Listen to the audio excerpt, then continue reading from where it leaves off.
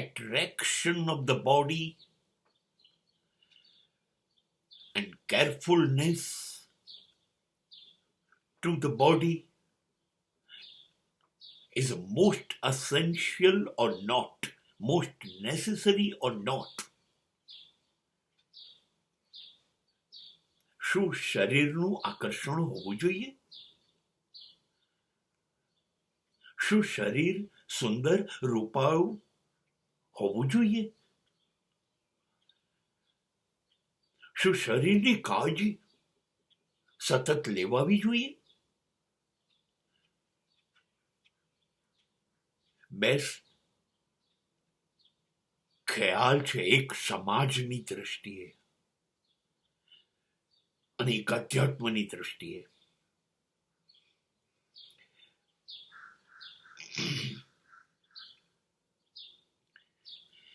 સમાજ એવું કહે છે જીવવું છે માનવ વસ્તીની અંદર, તો શરીર સુંદર હોવું જોઈએ, એની પૂરેપૂરી કાળજી લેવાવી જોઈએ. કાળજી લેવાવી જોઈએ, સુંદર પણ રહેવું જોઈએ. કેમ કે જો તમે સુંદર નથી રહેતા તો તમારી કુરૂપતા લઈ ને તમે સમાજમાં ફર્યા કરો છો. કુરૂપતા કોને ગમે? કોઈને ના ગમે. ગંદકી કોને ગમે?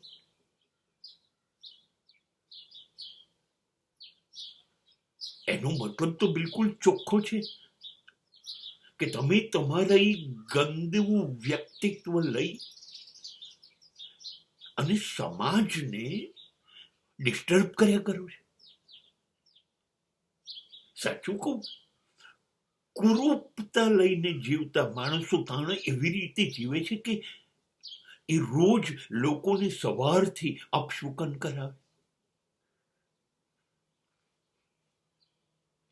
નહીં, આપણને પુષ્પ કેમ ગમે છે, સૂર્યોદય કેમ ગમે છે, સૂર્યાસ્ત કેમ ગમે છે, ઝરમર વરસાદ કેમ ગમે છે? કારણ એ છે કુદરત પોતાની સુંદરતા જાળવે છે એટલે આપણને ગમે છે. શું કરવા પૂનમનો ચંદ્ર જોઈએ છે? ખુશ થઈને. ઉગતો ને આથમતો સૂર્ય જોવા માટે કેવા તલ પાપડ થઈ જઈએ છે? કેમ નદીઓ અને સમુદ્રને ઉછળતા જોઈએ છે? છે કે નહીં? આપણને જ ગમે છે ને સુંદરતા. એટલે તો મેઘ ધનુષ્ય જોવા પાગલ થઈ જઈએ છે. સુંદરતા ગમે છે, અદ્ભુત વસ્તુ ગમે છે.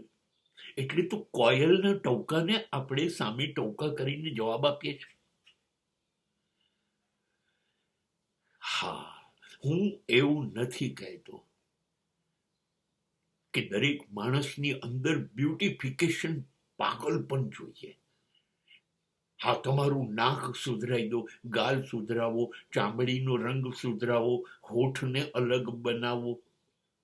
નહીં, એટલું બધું ન કરો, પણ જે છે એને તો યોગ્ય રંગ, યોગ્ય આકાર અને સાફ સફાઈ એ તો આપી શકાય. બહુ જ જરૂરી છે કે તમે, સાચું કહો, ચલો ને, સમાજ ઉપર ઉપકાર નથી કરવો, લોકો ઉપર ઉપકાર નથી કરવો, પણ અરીસા સામે આપણે ઉભા રહીએ તો આપણને તો આપણે ગમવા જોઈએ કે ના ગમવા જોઈએ? હું બ્રાન્ડેડ કપડાની વાત નથી કરતો, હું બ્યુટી પાર્લરોની મુલાકાતોની વાત નથી કરતો. હું તમને ગમે એવા મેચિંગ વાળા સરસ રંગના સીધા સાદા તમને પોસાય એવા કપડાની વાત કરું છું, એવી જ હેરસ્ટાઈલની વાત કરું છું. એવું તો તમે જીવી શકો, તમે તમારા વાળની કાળજી લઈ શકો. યસ, આ સુંદરતા છે. આ હોવી જોઈએ. કરેક્ટ. અને અધ્યાત્મ ધર્મ પણ એવું કહે છે શરીરને સાચવો. કદાચ અધ્યાત્મ સુંદર હોવાની વાત ના કર્યું હોય તો પણ એને આડકતરી રીતે તો કહી જ દીધું છે, સુંદર રહેજો, રૂપાળા રહેજો. તમે જુઓ હિન્દુ ધર્મનો એક એક દેવતા દેવીઓ કેટલા સુંદર છે. ભલે કોઈએ કોઈને જોયા નથી, પણ માનવીની કલ્પનામાં અમારો ઈશ્વર અત્યંત રૂપાળો હોવો જોઈએ. માટે તો કૃષ્ણને જોઈને પ્રેમમાં પડી જવાય છે. માટે સિંહ પર બેઠેલી હોવા છતાંય માતાજીના ચરણમાં માથું ઝૂકી જાય. નહીં, બહુ સુંદર છે મારી માં. અમારા દેવતાઓ પણ સુંદર છે. એ મેસેજ છે.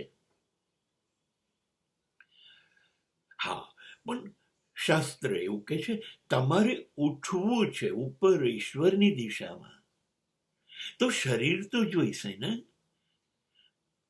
તમારા શ્વાસ તમને સાથ આપે, તમારા હાથ પગ તમારા રહે, તમારી 5 ઇન્દ્રિયો તમને વફાદાર રહે, એવી રીતે તો શરીર સાચવું. એમ રૂપાળ ન બનવું હોય તો પણ શરીરને સાચવશો તો જ ધ્યાનમાં બેસી શકશો, તો જ સમાધિ લાગશે, તો જ ઈશ્વર તરફ જવાનો રસ્તો હશે, એમાં તમે જઈ શકશો.